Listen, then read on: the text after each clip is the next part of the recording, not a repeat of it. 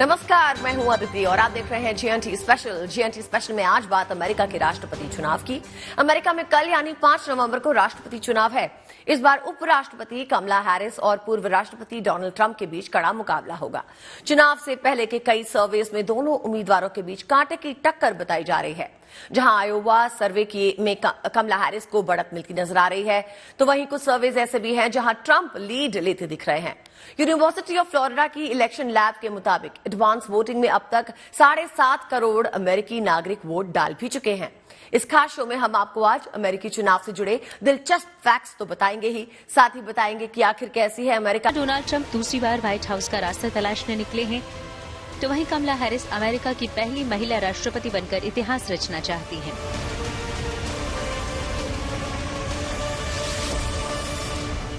हम न्यूयॉर्क के times square में हैं, जहां पर लोग काफी उत्साहित हैं जब ये यूएस इलेक्शंस की बात करते हैं।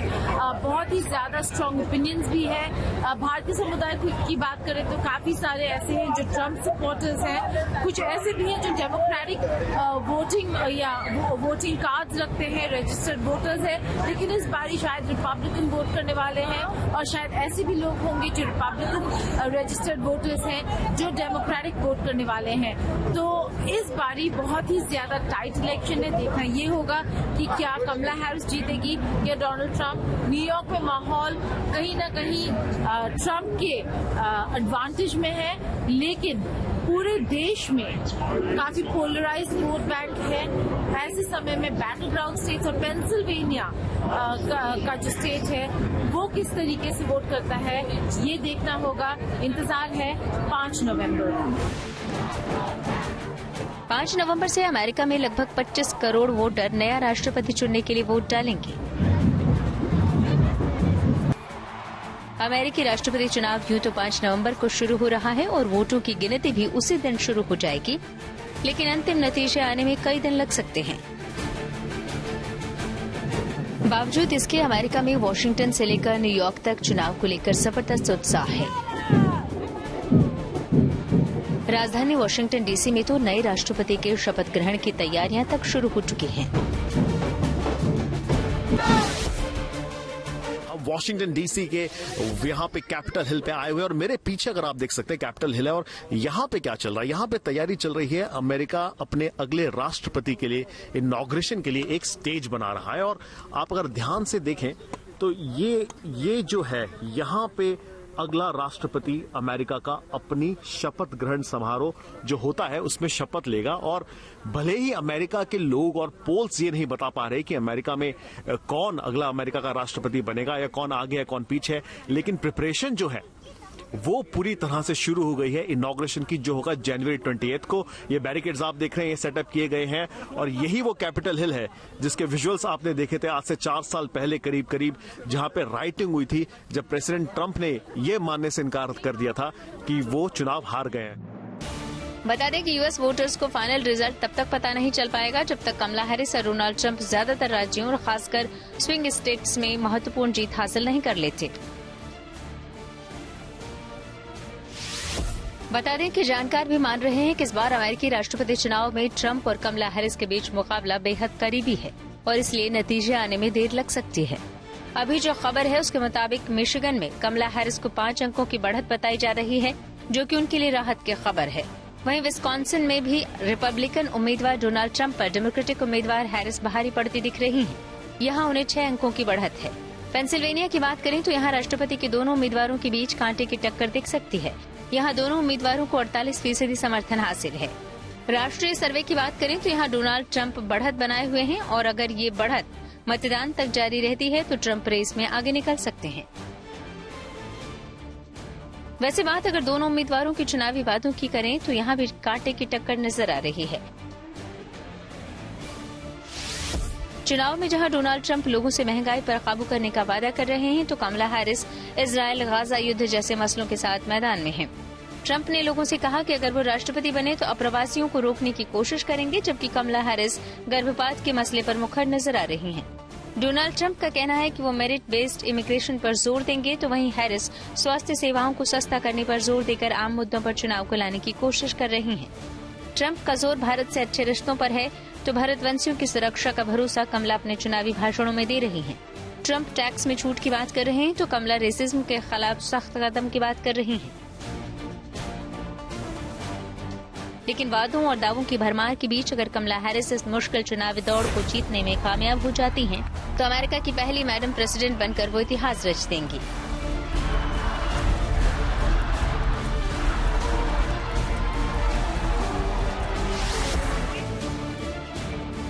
कमला हैरिस को अगर वो चुनाव जीतती है तो बहुत सारे हिस्टोरिक फर्स्ट होंगे उनके लिए, as a women president, as a women of colour, African American president, somebody who is from India, और जो somebody who has Indian blood I should say. लेकिन जो तथ्य हैं, जो फैक्ट्स हैं, वो काफी उनके अगेंस्ट में है फिलहाल। लेकिन अमेरिका का चुनाव अभी खत्म नहीं हुआ। हमने देखा है कि किस तरह से पोल्स हम गलत साबित हुए हैं। हमारे भारत देश में भी जो पोलिंग थी वो गलत साबित हुई थी। तो इस तरह की पोलिंग पे ऑब्वियसली हम नहीं कह सकते, लेकिन माना ही जा रहा है, जितने भी लोगों से हमने बात की है, कि उनका ये चुनाव जीतना फिलहाल थोड़ा सा मुश्किल लग रहा है। वॉशिंगटन डीसी से रोहित शर्मा। हमारे देश में कोई भी चुनाव हो, उसकी तारीख का ऐलान करने के लिए हर बार चुनाव आयोग प्रेस कॉन्फ्रेंस करता है और फिर सबके सामने चुनाव से जुड़ी सभी प्रक्रियाओं के लिए तारीखों की घोषणा होती है। इससे पहले पक्के तौर पर चुनाव की तारीख कोई नहीं बता सकता। लेकिन अमेरिका में ऐसा नहीं होता। अमेरिका में हर 4 साल बाद होने वाले चुनाव की तारीख सबको मालूम होती है। यहां तक कि अगले 10 चुनावों की तारीख आपको कोई भी अमेरिकी आसानी से बता देगा। दरअसल अमेरिका में हर 4 साल बाद नवंबर महीने के पहले सोमवार के बाद आने वाले मंगलवार को ही चुनाव होते हैं। लेकिन नवंबर महीने का पहला दिन ही अगर मंगलवार हो तो उस दिन चुनाव नहीं हो सकते। चुनाव के लिए महीना और दिन फिक्स करने के लिए ऐतिहासिक वजहें हैं। दरअसल अमेरिका में सभी राज्यों में एक साथ राष्ट्रपति चुनाव करवाने का कानून 1845 में पास हुआ। उस दौर में ज्यादातर आम अमेरिकी खेतीबाड़ी ही किया करते थे। किसान आमतौर पर साल भर बिजी रहते थे, लेकिन खेती के लिहाज से नवंबर महीने के शुरुआती दिनों में किसान इतने व्यस्त नहीं रहते थे। महीना तो यूं तय हुआ, लेकिन दिन कैसे तय हुआ? दिन यूं तय हुआ कि अमेरिका की ज्यादातर आबादी ईसाई थी।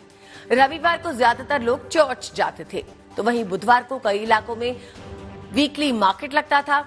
उस समय पोलिंग बूथ इतने ज्यादा नहीं होते थे। ऐसे में कई लोगों को पोलिंग स्टेशंस पहुंचने के लिए एक दिन की यात्रा करनी पड़ती थी। ऐसे में सोमवार या गुरुवार को भी वोटिंग नहीं रखी जा सकती थी। इसलिए मंगलवार को वोटिंग के लिहाज से सबसे सही पाया गया। लेकिन 1 नवंबर को क्रिश्चियन धर्म के लोग ऑल सेंट्स डे के तौर पर मनाते हैं। ऐसे में 1 नवंबर को मंगलवार होने पर भी वोटिंग नहीं हो सकती थी। यही वजह है कि नवंबर के पहले सोमवार के बाद वाले मंगलवार को वोटिंग डे के तौर पर चुन लिया गया। अमेरिकी चुनाव से जुड़े ऐसे कई और दिलचस्प किस्से हैं जो इतिहास में दर्ज हैं। ऐसा ही एक किस्सा है अमेरिकी चुनाव में हाथी और गधे के शामिल होने का। जरा ये तस्वीर देखिए। ये तस्वीर 8 सितंबर 1960 की है। डेमोक्रेटिक पार्टी से राष्ट्रपति पद के उम्मीदवार जॉन एफ कैनेडी कैंपेन के लिए अमेरिका के ओरेगोन राज्य पहुंचे। यहां समर्थकों ने उन्हें घेर लिया। अपने चाहने वालों की भीड़ में कैनेडी ने कुछ ऐसा देखा कि उनके चेहरे पे मुस्कुराहट आ गई। दरअसल कैनेडी के कुछ समर्थक अपने साथ 2 गधे लेकर आए थे। कैनेडी ने गधों को सहलाया और उन्हें लाने वालों की तारीफ की। और अब जरा इस तस्वीर पर नजर डालिए। 1960 के उसी चुनाव में कैनेडी के खिलाफ रिपब्लिकन पार्टी से रिचर्ड निक्सन उम्मीदवार थे। वो जब हवाई में कैंपेन के लिए पहुंचे तो वहां एयरपोर्ट पे ही उनका स्वागत पेपर से बने एक बड़े हाथी से किया गया। निक्सन ने हाथी बनाने वाले की खूब तारीफ की। लेकिन हाथी और गधे के अमेरिकी चुनाव में शामिल होने का किस्सा इससे बेहद पुराना है। साल 1828 में अमेरिकी राष्ट्रपति चुनाव में डेमोक्रेटिक पार्टी की तरफ से एंड्रू जैक्सन उम्मीदवार थे। उनका मुकाबला विग पार्टी के जॉन एडम्स से था। जैक्सन ने चुनाव जीतने के लिए कुछ ऐसे वादे किए जिसका एडम्स ने खूब मजाक उड़ाया। एडम्स जैक्सन का नाम बिगाड़कर उन्हें जैक्स गधा कहने लगे। जैक्सन ने इसे चैलेंज के तौर पे लिया और अपने चुनावी पोस्टर्स में गधे की तस्वीर छपवाने लगे। जैक्सन वो चुनाव जीत भी गए।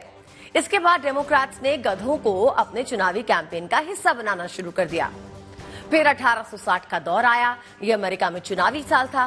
रिपब्लिकन पार्टी के उम्मीदवार एब्राहम लिंकन इलिनॉय राज्य में काफी मजबूती से लीड कर रहे थे। लिंकन को प्रभावशाली दिखाने के लिए अखबारों ने उनकी जगह हाथी की तस्वीर छापनी शुरू कर दी। ये पहली बार था जब रिपब्लिकन पार्टी को हाथी के तौर पे दर्शाया गया, लेकिन गधे के तौर पर डेमोक्रेटिक पार्टी और हाथी के तौर पर रिपब्लिकन पार्टी को पहचान देने में सबसे अहम भूमिका अमेरिका के चर्चित कार्टूनिस्ट थॉमस नेस्ट ने निभाई। उन्होंने 1870 के दशक में डेमोक्रेटिक पार्टी के लिए गधा और रिपब्लिकन पार्टी के लिए हाथी के कार्टून का जमकर इस्तेमाल किया। नतीजा ये हुआ कि दोनों ही पार्टियों ने गधे और हाथी को अपनी परमानेंट पहचान बना लिया, जो अब तक जारी है। तो ये थी बात अमेरिकी चुनाव से जुड़े दिलचस्प किस्सों की, लेकिन अब आपको बताते हैं कि अमेरिका में राष्ट्रपति चुनाव होता कैसे है। जाहिर तौर पर भारत से ये प्रक्रिया थोड़ी सी अलग है। कैसे, देखिए इस रिपोर्ट में।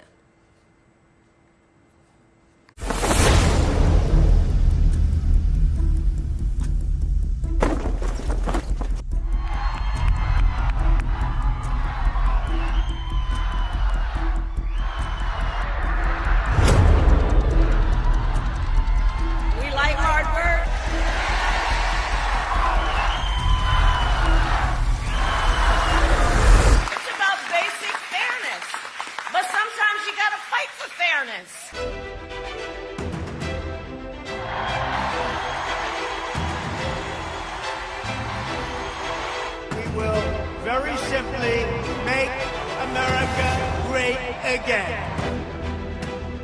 अमेरिका में 5 नवंबर को होने वाले राष्ट्रपति चुनाव को लेकर सरगर्मी बढ़ी हुई है। Kamala, who's grossly incompetent, broke it. I will fix it. We're going to fix it. We're going to fix it quick. I do believe Donald Trump to be an unserious man. दोनों दल Republican और Democrat के उम्मीदवार अपने पक्ष में हवा का रुख बदलने के लिए जोर शोर से लगे हुए हैं। अमेरिका में राष्ट्रपति पद के लिए होने वाले चुनाव की प्रक्रिया भारत के मुकाबले काफी पेचीदा और लंबी है। अमेरिकी संविधान में इलेक्टोरल कॉलेज के जरिए राष्ट्रपति के चुनाव की व्यवस्था है। ये तरीका तब वजूद में आया जब अमेरिका के संविधान निर्माताओं के 2 धड़ों के बीच समझौता हुआ। अमेरिकी संविधान निर्माताओं का एक धड़ इस पक्ष में था कि अमेरिकी संसद को राष्ट्रपति चुनने का अधिकार मिले, जबकि दूसरा पक्ष जनता की सीधी वोटिंग के जरिए राष्ट्रपति चुने जाने के हक में था। तब इलेक्टोरल कॉलेज को इन दोनों गुटों की अपेक्षाओं के बीच की एक कड़ी माना गया। अमेरिका में 2 राजनीतिक पार्टियों की व्यवस्था है, रिपब्लिकन और डेमोक्रेटिक। राष्ट्रपति बनने की इच्छा रखने वाले उम्मीदवार सबसे पहले एक समिति बनाते हैं। ये समिति चंदा इकट्ठा करने और संबंधित नेता के प्रति जनता का रुख भांपने का काम करती है। कई बार ये प्रक्रिया चुनाव में 2 साल पहले भी शुरू हो जाती है। आमतौर पर चुनावी साल में चुनाव प्रक्रिया जनवरी से शुरू हो जाती है और जून तक चलती है। इसे प्राइमरी कहते हैं। इस दौर में पार्टी अपने उन उम्मीदवारों की सूची जारी करती है जो राष्ट्रपति पद के लिए चुनाव में उतरना चाहते हैं। इसके बाद दूसरे दौर में अमेरिका के 50 राज्यों के वोटर पार्टी प्रतिनिधि यानी पार्टी डेलीगेट का चुनाव करते हैं। अमेरिकी संविधान प्राइमरी स्तर पर पार्टी प्रतिनिधि चुनने की प्रक्रिया में कोई लिखित निर्देश नहीं देता है। यही वजह है कि कुछ राज्यों में जनता प्राथमिक दौर में मतदान का इस्तेमाल न करके कॉकस के जरिए पार्टी डेलीगेट का चुनाव करती है। कॉकस वो प्रक्रिया है जिसके तहत राज्यों में स्थानीय स्तर पर बैठक कर पार्टी डेलीगेट्स का चुनाव किया जाता है। प्राइमरी में चुने गए पार्टी डेलीगेट्स दूसरे दौर में पार्टी के सम्मेलन यानी कन्वेंशन में हिस्सा लेते हैं। कन्वेंशन में ये प्रतिनिधि पार्टी के राष्ट्रपति पद के उम्मीदवार का चुनाव करते हैं। इसी दौर में नामांकन की प्रक्रिया होती है। राष्ट्रपति पद का उम्मीदवार अपनी पार्टी की ओर से उपराष्ट्रपति पद का उम्मीदवार चुनता है। अमेरिकी चुनाव के तीसरे दौर की शुरुआत चुनाव प्रचार से होती है। इसमें अलग अलग पार्टी के उम्मीदवार मतदाताओं का समर्थन जुटाने की कोशिश करते हैं। इसी दौरान उम्मीदवारों के बीच टेलीविजन पर इस मामले से जुड़े मुद्दों पर बहस भी होती है और आखिरी हफ्ते में उम्मीदवार अपनी पूरी ताकत स्विंग स्टेट्स को लुभाने में झोंकते हैं। स्विंग स्टेट्स वे राज्य होते हैं जहां के मतदाता किसी भी पक्ष की ओर जा सकते हैं। चुनाव की अंतिम प्रक्रिया में इलेक्टोरल कॉलेज राष्ट्रपति पद के लिए मतदान करता है, लेकिन इससे पहले राज्यों के मतदाता इलेक्टर चुनते हैं जो राष्ट्रपति पद के किसी न किसी उम्मीदवार का समर्थक होता है। ये इलेक्टर एक इलेक्टोरल कॉलेज बनाते हैं जिसमें कुल 538 सदस्य होते हैं। इलेक्टर चुनने के साथ ही आम जनता के लिए चुनाव खत्म हो जाता है। हर राज्य का इलेक्टर चुनने का कोटा तय होता है। ये संख्या हर राज्य से अमेरिकी संसद के दोनों सदनों हाउस ऑफ रिप्रेजेंटेटिव और सेनेट के सदस्यों की कुल संख्या के बराबर होती है। इसलिए हर राज्य के इलेक्टरों की संख्या में अंतर होता है। चुनाव के लिए भी दिन निश्चित होता है। इलेक्टोरल कॉलेज राष्ट्रपति पद के लिए चुनावी साल के नवंबर महीने में पड़ने वाले पहले सोमवार के बाद पड़ने वाले पहले मंगलवार को मतदान करता है। अंत में इलेक्टोरल कॉलेज के सदस्य मतदान के जरिए अमेरिका के राष्ट्रपति का चुनाव करते हैं। राष्ट्रपति बनने के लिए कम से कम 270 इलेक्टोरल मत जरूरी होते हैं। लेकिन अगर चुनाव में दोनों पार्टी के उम्मीदवारों में से किसी को भी बहुमत हासिल नहीं होती है तो ऐसी स्थिति के लिए अमेरिका के संविधान में विशेष प्रावधान किया गया है। अगर ऐसी सिचुएशन आती है, ऐसा एक टाई हो जाता है दोनों कैंडिडेट्स के बीच में, तो क्या होगा? वेल, अमेरिका के कॉन्स्टिट्यूशन में एक ऐसा प्रावधान है जिसमें ये लिखा गया है कि कभी अगर ऐसी सिचुएशन आती है कि दोनों कैंडिडेट्स के पास 269 और 269 वोट्स हों, तो जो हाउस ऑफ रिप्रेजेंटेटिव है, जो लोअर हाउस है अमेरिका का, वो वोट डालेगा और वो वोट डालेगा राष्ट्रपति चुनने के लिए, और जो सेनेट है, जो अपर हाउस है अमेरिका का, वो वोट डालेगा उपराष्ट्रपति चुनने के लिए। तो ये एक कॉन्स्टिट्यूशनल अमेंडमेंट है जो 1800 के बाद की गई थी, और इस रीजन से की गई थी कि शायद कभी ऐसी कोई अगर सिनेरियो होता है तो उसमें किस तरह से निर्धारित करेगा अमेरिका कि उसका अगला राष्ट्रपति कौन होगा। बता दें कि राष्ट्रपति पद के लिए होने वाले चुनाव में ही इलेक्टोरल कॉलेज उपराष्ट्रपति पद के लिए भी मतदान करता है।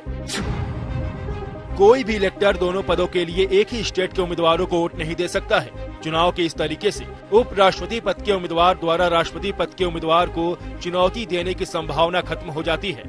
1804 से पहले उपराष्ट्रपति का चुनाव भी इलेक्टोरल कॉलेज ही करता था, लेकिन तब अलग अलग मत नहीं डाले जाते थे। तब जिसे सबसे ज्यादा वोट मिलते थे वो राष्ट्रपति बनता था। दूसरे नंबर पर रहने वाला व्यक्ति उपराष्ट्रपति चुना जाता था। अमेरिका में राष्ट्रपति चुनाव के लिए मतदान खत्म होते ही मतगणना शुरू हो जाती है। अमेरिका में वोट काउंटिंग कई स्टेप्स में होती है। मतगणना का हर राज्य का अपना तरीका है। कहीं पर कुछ घंटों में ही वोटों की गिनती पूरी हो जाती है तो किसी राज्य में मतगणना की प्रक्रिया में कई दिन लग जाते हैं। Bureau report, good news today. इस वक्त पूरे अमेरिका में चुनावी माहौल है। राजधानी वॉशिंगटन से लेकर न्यूयॉर्क तक की तस्वीरें हमने आपको दिखाई, लेकिन आपको बता दें कि इधर भारत में भी अमेरिकी चुनाव का खुमार नजर आ रहा है। यहां संत ट्रंप की जीत की कामना की जा रही है। उनका कहना है कि अगर ट्रंप जीते तो विश्व में शांति स्थापित होगी। ये तस्वीरें देखिए किस तरह ट्रंप की तस्वीर लगाकर उनकी विजय के लिए प्रार्थना की जा रही है। वैसे देखा जाए तो ये दोनों उम्मीदवारों में कमला हैरिस भारतीय मूल की हैं, तो जाहिर है भारतीयों को उनसे भी कुछ हद तक उम्मीदें तो है ही, लेकिन ट्रंप और प्रधानमंत्री मोदी के रिश्ते भी बहुत बेहतर है, तो उम्मीदें हैं कि उनसे भी काफी उम्मीद बनाई गई है। लिहाजा सबसे बड़ा सवाल ये कि भारत के नजरिए से ट्रंप और हैरिस में किसका जीतना बेहतर होगा, कौन राष्ट्रपति के रूप में भारत का हित सोच सकेगा। क्या कहता है पूरा समीकरण, देखिए ये खास रिपोर्ट।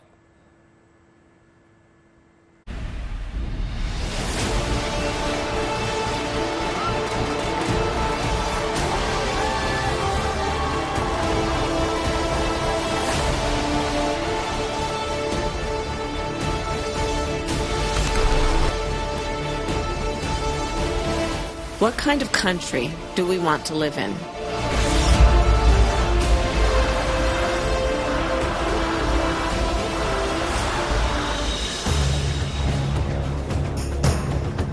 अमेरिका में राष्ट्रपति चुनाव को लेकर माहौल एकदम बदला सा नजर आ रहा है। अमेरिका के वोटर्स डोनाल्ड ट्रंप को दोबारा मौका देते हैं या देश की पहली महिला राष्ट्रपति मिलेगी, इसको लेकर चर्चा गर्म है। अमेरिका एक शक्तिशाली देश है, इसलिए वहां राष्ट्रपति का चुनाव न सिर्फ उसके लिए बल्कि पूरी दुनिया के लिए अहम है। राष्ट्रपति चुने गए एक उम्मीदवार की विदेश नीति कैसी है, इसके बारे में जानना बाकी देशों के लिए बहुत मायने रखता है। इसके अलावा उसकी बाकी नीतियां कैसी रहती हैं, ये भी अहम है। अमेरिका में होने वाले राष्ट्रपति चुनाव के बीच एक सवाल की चर्चा खूब हो रही है, वो ये कि भारत के लिहाज से कौन बेहतर राष्ट्रपति, डोनाल्ड ट्रंप या कमला हैरिस। जहां तक ट्रंप की बात है तो वो पहले भी राष्ट्रपति रह चुके हैं, जबकि कमला हैरिस पहली बार राष्ट्रपति पद की उम्मीदवार है। हालांकि वो अमेरिका की मौजूदा उपराष्ट्रपति हैं, इसलिए वो भी सियासत को अच्छी तरह समझती हैं। लेकिन अहम सवाल ये है कि कमला हैरिस अगर राष्ट्रपति चुनी जाती हैं, तो भारत के लिहाज से इसका क्या फायदा होगा। खास बात यह है कि कमला हैरिस भारतीय मूल की है। जब वो अमेरिका की उपराष्ट्रपति बनी तो उनके चेन्नई कनेक्शन की वजह से भारत के लोगों के मन में एक उम्मीद जगी थी। हालांकि कमला अपने भारतीय मूल की बार बार जिक्र करती रही है, लेकिन जानकारों की माने उनकी प्राथमिकता में सिर्फ और सिर्फ अमेरिका है। जहां तक बात डोनाल्ड ट्रंप की है, तो उनके साथ भी कुछ ऐसा ही है। उनकी प्राथमिकता भी कोई और देश नहीं बल्कि अमेरिका ही है। वो राष्ट्रपति भी रह चुके हैं और प्रधानमंत्री मोदी के साथ उनके व्यक्तिगत रिश्ते बड़े शानदार रहे हैं।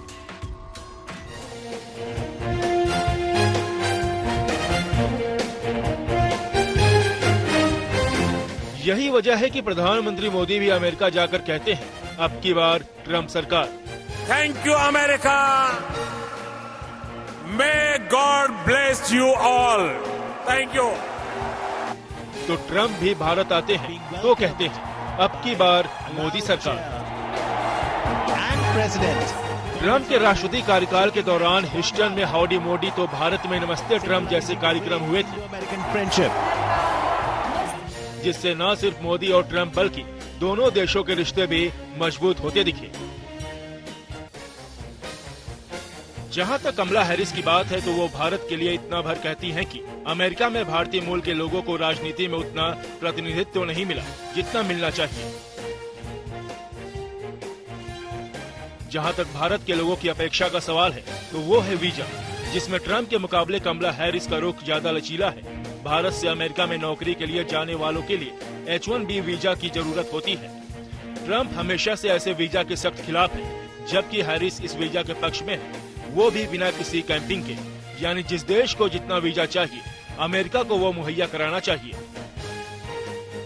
लेकिन जहां तक अंतर्राष्ट्रीय संबंधों की बात है, तो क्या कमला हैरिस के राष्ट्रपति बनने से भारत के लिए कुछ बदलाव आ सकते हैं? कुल मिलाकर अभी ये कहना जल्दबाजी होगी कि सिर्फ भारतीय मूल होने की वजह से कमला हैरिस ऐसे कदम उठाएंगी जो भारत के हित में होंगे। ऋषि सुनक इसके उदाहरण रह चुके हैं।